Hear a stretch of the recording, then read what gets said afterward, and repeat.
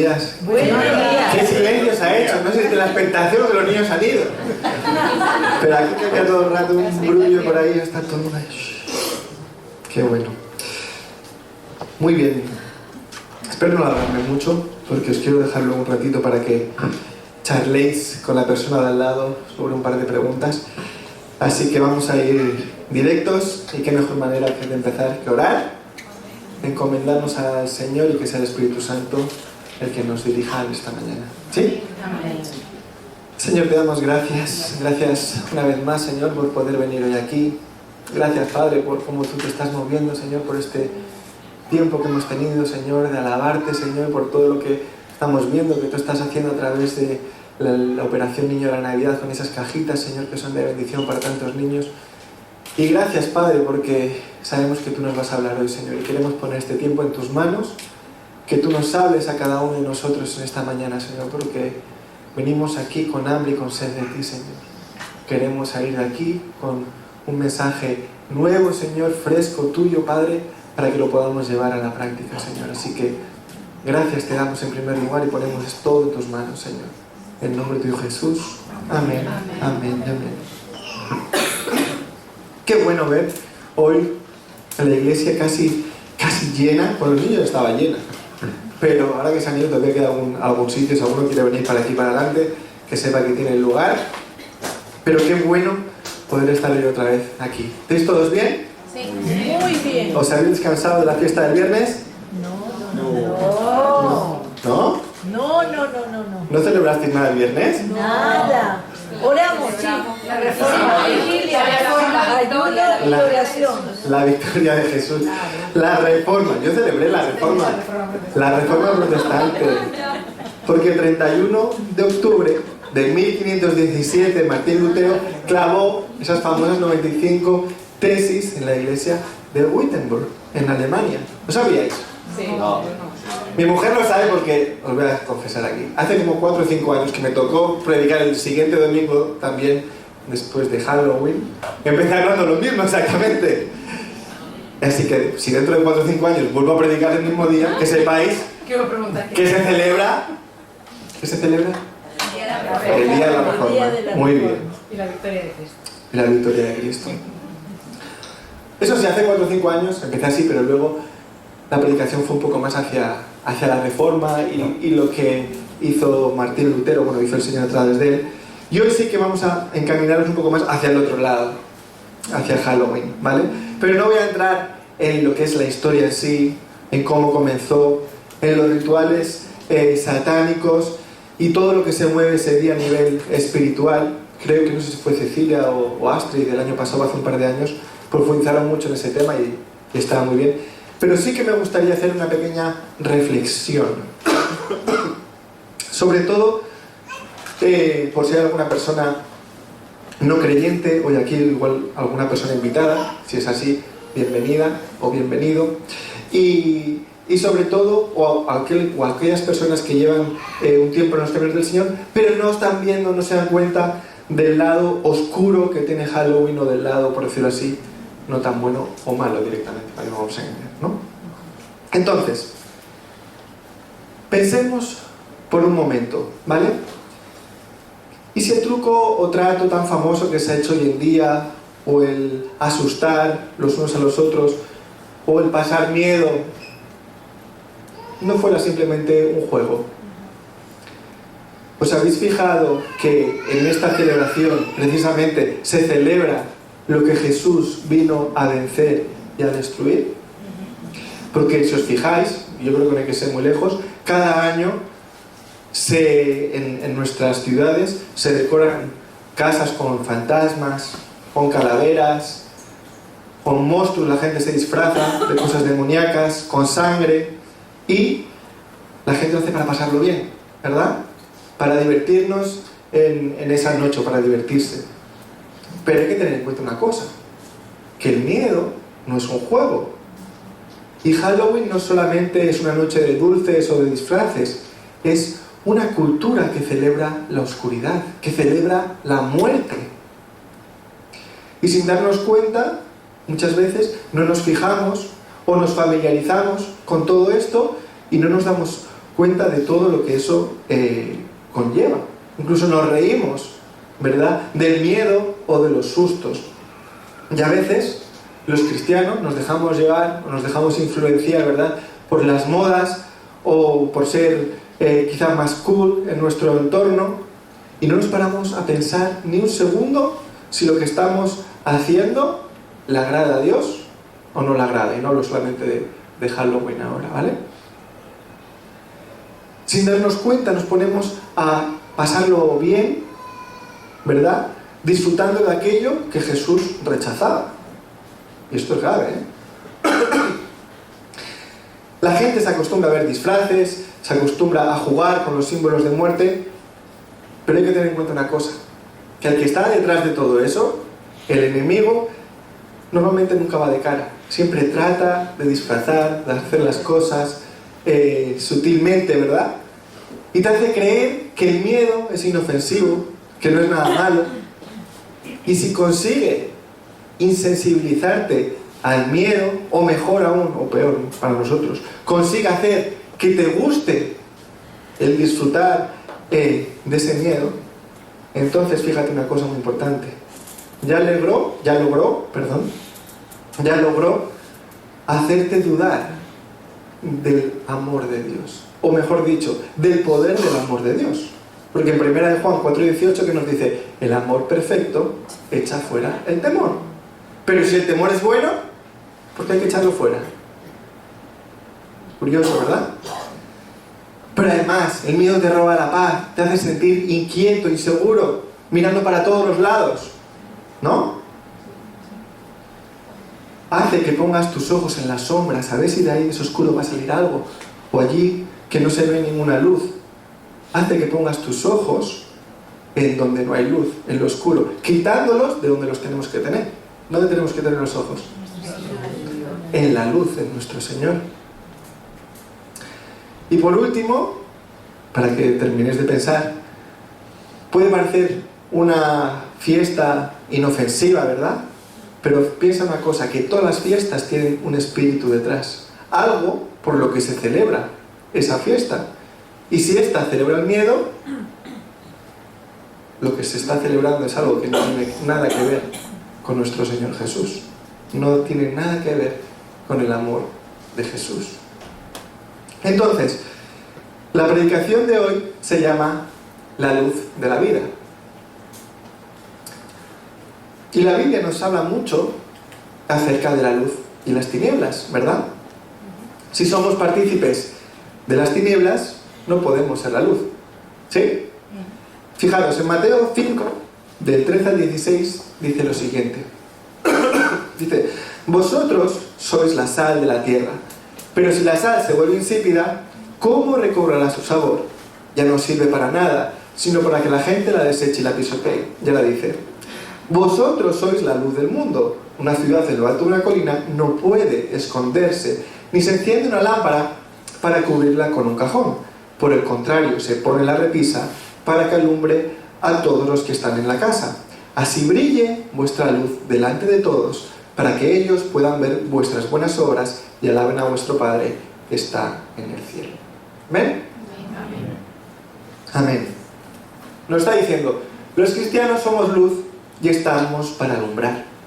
Estamos para brillar delante de todos en medio de esas tinieblas, en medio de la oscuridad del mundo. La gente, el mundo debe ver en nosotros algo diferente. Si en la oscuridad hay una luz, destaca, ¿no? Llama la atención. Nosotros debemos de ser esa luz. Pero si hacemos lo mismo que hace la gente que está en el mundo, la gente que está en las tinieblas, ¿cómo van a ver algo diferente nosotros? No lo van a ver. ¿Cómo van a ver las buenas obras? No lo van a ver. ¿Cómo van a identificarte que eres un hijo de Dios? No te van a identificar. Hace unos cuantos años, como unos 10 o 12 por ahí, coincidió que justo el día 1 de noviembre era domingo. Y cuando llegamos aquí a la iglesia, prontito, para preparar todas las cosas, Había una pareja que llegó con una cara de sueño. Una cara de sueño, unos bostezos. Dijimos, bueno, ¿qué os pasa? ¿Estáis bien? ¿Ha pasado algo esta noche? Pues no saldríais ayer de Halloween. Y nos dicen, es que ayer tuvimos que hacer un favor a una persona y llegamos a casa como a las 4 de la mañana. Dice, pero el favor solamente era que nos teníamos que disfrazar y dar sustos a la gente en un lugar. Y claro, cuando me dijeron a mí eso, claro, yo me quedé un poco parado, porque ellos decían, no, pero solo tuvimos que hacer eso, como diciendo que no matamos a nadie, no hicimos ningún conjuro con sangre, solamente nos disfrazamos para asustar a un grupo de personas. Pero fijaros una cosa, con solo eso, como decían, ya estaban participando en esa noche. ¿Creéis que en ese contexto estaba brillando la luz? Para nada. ¿No, verdad? Sin darse cuenta estaban colaborando con todo lo que representa esa noche. Estaban dando susto, estaban generando temor. Todo lo contrario que lo que el Señor nos enseña. En Juan capítulo 1, versículo 1, que lo ha leído antes Cecilia, dice, en el principio ya existía el verbo y el verbo estaba con Dios. Y el verbo era Dios, él estaba con Dios en el principio. Por medio de él todas las cosas fueron creadas, sin él nada de lo creado llegó a existir. En él estaba la vida, y la vida era la luz de la humanidad. Esta luz resplandece en las tinieblas, y las tinieblas no han podido extinguirla. Fijaros lo que nos dice aquí. Jesús, la luz resplandeciente, y que las tinieblas no han podido extinguirla. ¿Qué quiere decir? Que a las tinieblas no les gustaba Jesús. Y por eso trataron de apagarlo. Pero lo mismo que pasó con Jesús sucede con los hijos de Dios que están siendo luz.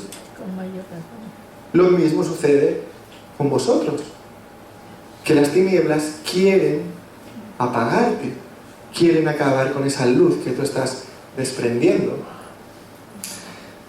Y esto a veces puede ser a través de ataques directos, pero otras veces es mucho más sutil, como he dicho antes, ¿no? A veces con cosas que no parecen tan importantes, pero que sí lo son. Tenemos el ejemplo de Halloween, de participar en esa noche. Pero hay muchas otras cosas en las que sutilmente te invitan a participar, a hacer las cosas y sabes que no estás siendo luz haciendo lo que estás haciendo.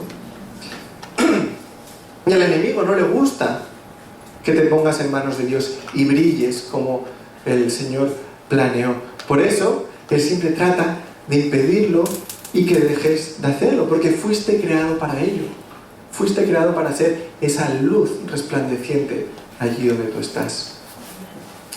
En Juan capítulo 3, del 19 al 21 nos dice: esta es la causa de la condenación, que la luz vino al mundo, pero la humanidad prefirió las tinieblas a la luz, porque sus hechos eran perversos, pues todo el que hace lo malo aborrece la luz, y no se acerca a ella por temor a que sus obras queden al descubierto. En cambio, el que practica la verdad se acerca a la luz, para que se vea claramente que ha hecho sus obras en obediencia a Dios. ¿Amén? Amén. Fijaros que nos está diciendo aquí. El que hace lo malo aborrece la luz. En cambio, el que practique la verdad se acerca a la luz. Pero lo que me llama la atención es lo que dice, que la humanidad prefiere las tinieblas a la luz. Por eso no me sorprende lo que vemos últimamente. Para los que no sepáis, o no llevéis muchos tiempos viviendo aquí, si echamos la vista atrás, hace 20 años, nadie, o casi nadie, celebraba nada de Halloween aquí. Nadie o casi nadie. Como mucho, algún friki, con perdón de los frikis, algún friki ahí se disfrazaba, si no tenía mucha vergüenza, porque claro, si eras el único que iba a disfrazar por la calle, pues todos te miraban. Y había que tener poca vergüenza para hacerlo. Pero nadie, no se veía. Tú ibas a una tienda a preguntar, oye, algo de Halloween, te decían, lárgate de aquí. No tenía nadie nada preparado, es la verdad. Pero ¿qué sucede? Desde hace unos cuantos años es impresionante cómo la gente lo ha abrazado, esta cultura. Y cómo lo que a mí más me sorprende, no solo son los niños, sino los adultos se disfrazan y parece que están viviendo lo más que los niños, porque los niños al fin y al cabo van por las chucherías y ya está. Pero los padres, yo me acuerdo hace ya como unos 10 años, una vez que más venía aquí a la iglesia, y al salir de la iglesia, caminando por el centro de San Juan, vi así como una avalancha de gente disfrazada, y digo, no sé si reprenderlos o correr o qué hay que hacer aquí. Porque una cantidad de gente disfrazada que yo no había visto nunca, pero claro, desde hace 10 años esta parte ha ido a peor. Y si alguien salió el viernes por la tarde, ni que sea algún paseo, vio toda la gente que estaba por ahí disfrazada, sobre todo adultos, que es lo que más me llama la atención. Y el otro día justo comentaba con Cecilia, digo, es que es curioso porque en otras partes de España, que el día 31 no había nada, o sea, aquí en España se celebraba siempre el día 1 de noviembre como un día festivo, el Día de Todos los Santos, por la tradición católica que hay detrás, pero el día 31 no se hacía nada. Aquí en Cataluña sí que había una fiesta grande, que era la castañada, y se celebraba que te juntabas en familia para cenar y tomar castañas. Y es curioso, bueno, curioso no, es malo, ¿verdad? Cómo Halloween le ha comido terreno a esta fiesta, hasta el punto de incluso hacer desaparecer entre los jóvenes y los niños esa tradición de la castañada. Hay gente que dice, ahora le llamamos, ¿cómo es? Castagüín, que mezclan las dos cosas. Pero fijaros cómo es, ¿eh? Pero bueno, no nos debe de sorprender, porque acabamos de leer que la humanidad prefirió las tinieblas, y lo estamos viendo. Entonces, ¿qué hacemos los cristianos? Brillar. Me gusta. Juan 8:12 nos dice, una vez más, Jesús se dirigió a la gente y les dijo, yo soy la luz del mundo. El que me sigue no andará en tinieblas, sino que tendrá la luz de la vida. Amén. Me encanta, porque aquí, en algunas cosas de la Biblia, le podemos dar vueltas para aquí, para allá, es aquí que dice, que se refiere. Pero aquí no se puede dar mucha vuelta al tema, ¿no? Quien siga a Jesús no puede estar en las tinieblas, ¿no? Y dice algo que me encanta, que dice, tendrá la luz de la vida. ¿Qué es lo contrario de la vida? La muerte. ¿Qué se celebra en Halloween? Justo, ¿eh? Justo. ¿Y qué es lo que vino a darnos Jesús? Vida y vida en abundancia. ¿Os dais cuenta del choque tan directo que hay cuando nos ponemos a pensar un poco en el tema? Nosotros somos portadores de esa luz de vida en todo momento y circunstancia. Me encanta la palabra de la vida. Por eso he puesto ese título a la predicación. Pero que pasemos por lo que estamos pasando, somos los responsables de tener esa luz de la vida y de llevarla a otros.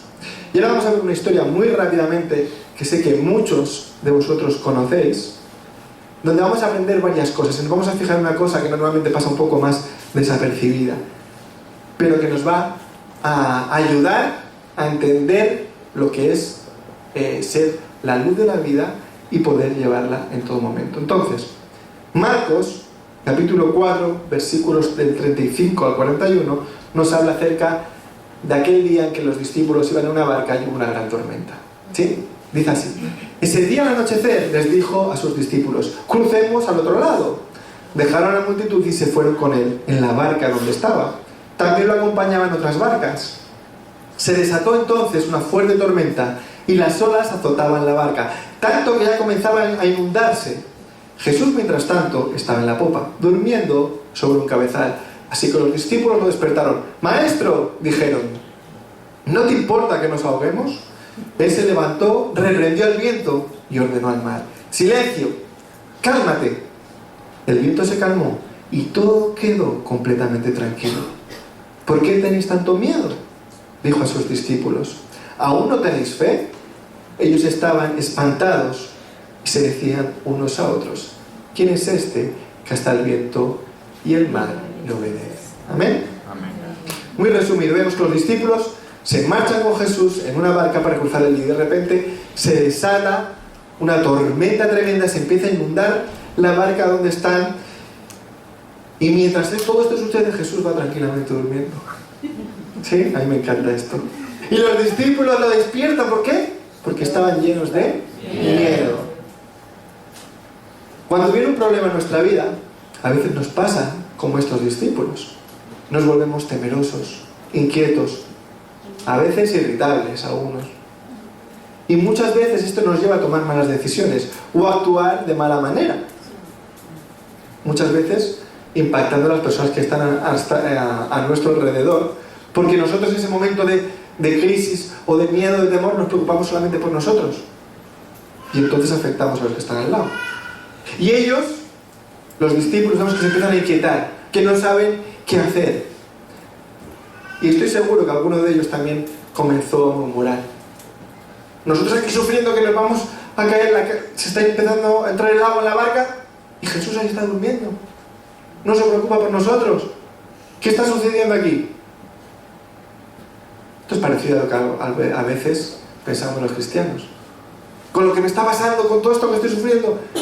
¿Y Jesús dónde está? Y Jesús está al lado tuyo. Pero a veces, al entrar en ese tiempo de miedo, inquietud, agobio, nos olvidamos que está a nuestro lado. Y eso es lo que le estaba pasando a ellos, que se les estaba olvidando que la luz de la vida estaba con ellos en la barca. Se estaban dejando llevar por sus emociones humanas y no eran conscientes de quién estaba con ellos. Y esas emociones o actitudes que les pudieron salir a ellos en ese momento son las mismas que salen de nosotros muchas veces y no se corresponden con una persona que es hija de Dios y que porta la luz de la vida. No se corresponde con los hijos de Dios. Pero luego vemos como Jesús se despertó, mandó calmar la tormenta y ¿qué sucede? Que no entiende la actitud que tienen los discípulos. ¿Por qué en vez de estar confiados estaban llenos de miedo, de inseguridades, de inquietudes? Y por eso les preguntan luego por su fe. ¿A dónde se había ido esa fe? ¿Había desaparecido? ¿Se había esfumado? ¿Se había ido abajo del lago? Ser portadores de la luz nos debe llevar a comportarnos más como Jesús y menos como los discípulos de Jesús en este ejemplo. Entonces, ya voy a ir terminando. La luz de la vida nos va a recordar 4 cositas.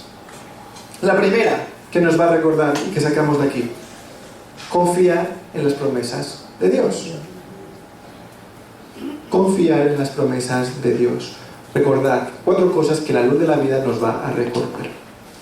No debemos de dudar de las promesas de Dios, sino confiar en Él, incluso cuando las circunstancias pueden parecer complicadas. Me explico. Jesús les dijo que pasaría al otro lado, ¿verdad? Si Él lo dijo, porque así sería.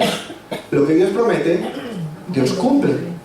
Quizá, esto pasa muchas veces, el camino para lograrlo no es el camino que tú te estás imaginando. A veces decimos, ¿no? Pensamos que el camino siempre es camino recto y a veces en el proceso tenemos mucho que aprender y va así el camino hasta que llegamos al punto donde tenemos que llegar. Pero ten seguro que si Él te lo ha dicho, Él va a cumplir, porque Dios no miente. Entonces, confía en las promesas de Dios, las que te ha dicho a ti directamente para algo y las que están en su palabra. Confía en ellas porque se van a dar. ¿Sí? Lo segundo, la presencia de Dios en la dificultad. Fijaros, Jesús está con nosotros en nuestras dificultades. Aunque parezca que está ahí dormido, aunque parezca que no lo vemos, que no somos conscientes en ese momento, Él sigue estando con nosotros. La fe consiste en saber que Él está presente y que Él tiene el control.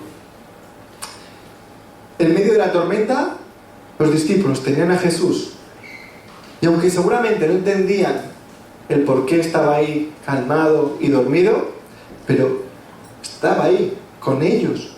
Sabían quién era Jesús, sabían el poder que salía de su boca, sabían todas las cosas que habían pasado y todas las cosas que habían visto, cosas extraordinarias. Pero parece que se les olvidó por unos momentos quién era Él. Y a veces también a nosotros se nos olvida que aunque estemos pasando por momentos complicados, que Jesús está con nosotros. Y yo te diré una cosa, prefiero estar pasando por un aparentemente mal momento en mi vida y saber que Dios está conmigo, que pasar por un momento aparentemente bueno y saber que Dios no está conmigo porque lo he rechazado o me he apartado de Él. ¿Qué prefieres tú? Lo primero. ¿Mal momento con Jesús o un aparentemente, digo aparentemente porque sin Jesús no hay buen momento, o un aparentemente buen momento alejado de Él? A veces los momentos malos suelen ser previos a algo bueno, porque estamos aprendiendo en nuestro transcurso de la vida. Pero a veces también vienen momentos malos o momentos tristes, ¿verdad? Que ahí tenemos que ser también conscientes de que el Señor está con nosotros. Cuando se va un ser querido, a todos nos duele, pero también sabemos que aquí tenemos fecha de caducidad. ¿O alguien no tiene fecha de caducidad? Yo no. Tenemos, aquí en este mundo, tenemos una fecha de caducidad. Entonces hay momentos cuando fallece alguien, o con una ruptura amorosa, un enfado familiar, y eso nos duele. Pero en medio de ese dolor, sabemos que Dios está a nuestro lado. Tenemos que ser conscientes de ello y que Él está a nuestro lado, que Él nos ama, que nos abraza en esos momentos también. La tercera cosa que aprendemos de aquí y que nos recuerda la luz de la vida es el poder de Jesús. El evento destaca, lo que hemos leído, el poder de Jesús sobre la naturaleza y su autoridad. Cuando Él habla la tormenta se calma, se calla y desaparece. Y eso trae tranquilidad a la barca y a los discípulos en ese momento. Una palabra de su boca cambió la situación. ¿El poder de Dios sigue obrando hoy o no? Sí. ¿Y cómo lo ponemos en práctica? Porque lo tenemos que poner en acción si sigue obrando, pero esta vez a través de nosotros. ¿Sí? Nosotros con nuestra boca somos los que desatamos también el poder de Jesús para que siga obrando. A mí me encanta cuando estamos todos juntos orando como iglesia por alguna cosa los domingos y al domingo siguiente tenemos una respuesta de que Dios ha obrado. Eso es el poder de Dios en acción. ¿Por qué? Porque todos, y digo todos porque esto no es que una persona tenga una cosa especial, sino todos como iglesia clamamos y oramos por algo y vemos el poder de Dios moviéndose. Al instante. Y la última cosa, para que no se haga muy tarde, y fijaros que es, iba a decir la más importante, pero no es la más importante, todas son importantes. La fe vence al miedo. La fe vence al miedo. Este pasaje, ¿vale?, es una lección también sobre la fe. Porque a pesar de la promesa de que Jesús les había hecho de llegar a salvo, los discípulos parece que con el pánico y con el miedo pierden su fe. Y Jesús les dice, ¿aún no tenéis fe? Como diciendo, después de todo lo que hemos vivido, de todo lo que hemos experimentado, estamos viviendo juntos, ¿realmente pensabais que os iba a dejar morir? ¿Pensabais que se iba a hundir la barca y que no íbamos a sobrevivir? En otra versión dice, ¿a qué viene ese miedo? ¿Dónde está vuestra fe? Es como si tuviéramos un mecanismo que cuando comienza el sentimiento de miedo, tenemos que activar la fe. ¿Sí? Y eso aplaca cualquier miedo. ¿Por qué? Porque cuando ponemos la fe en acción, eso nos trae calma, nos trae paz, nos trae dominio propio. Por eso Jesús está tan calmado en la barca. Porque Él sabía las cosas que no iba a pasar. Pero ¿qué sucede? Si ese, entre comillas, he dicho mecanismo, nos activa, ¿por qué nunca sentimos miedo? ¿Qué sucede? Pues que no activamos nuestra fe, ¿no? Si tenemos ese mecanismo que en cuanto empiezas a sentir miedo, te agarras a la fe, nuestra fe se va a fortalecer y va a ir creciendo. Pero si no tenemos ese mecanismo de que al sentir miedo acudamos rápidamente a Jesús, pues no ponemos nuestra fe en práctica, ¿no? Y ahora, para los que han estado bien atentos, ¿os acordáis quién os he dicho que trata de insensibilizarnos al miedo? El enemigo. El enemigo. el enemigo, ¿verdad? En Halloween, una de las cosas que sucede con todo esto, ¿verdad?, es que te insensibilizas al miedo, ¿sí? Porque lo estás viviendo, lo estás ajaja, jijiji, qué divertido es, y ya no te afecta como te afecta, ¿sí? No. Y el enemigo es el que está interesado en que no pongas tu fe en acción. Porque si pones tu fe en acción, vas a destrozar todos los planes que el enemigo tiene para ti. Porque igual que Dios tiene unos planes para ti, el enemigo tiene unos planes para destruir esos planes. Entonces, fíjate qué curioso, que el enemigo trata de insensibilizar ese miedo, que el miedo es lo que te hace que pongas tu fe en acción. Por eso no podemos dejarnos contaminar por todo eso, no podemos dejarnos que el enemigo impacte en nuestras vidas, aunque sea de manera discreta y disfrazada como hace en Halloween. Nosotros somos portadores de la luz de la vida. Debemos de confiar en la promesa, de ser conscientes de la presencia de Dios siempre, de ser conscientes del poder de Dios y sobre todo de que la fe vence el temor. ¿Amén? Amén.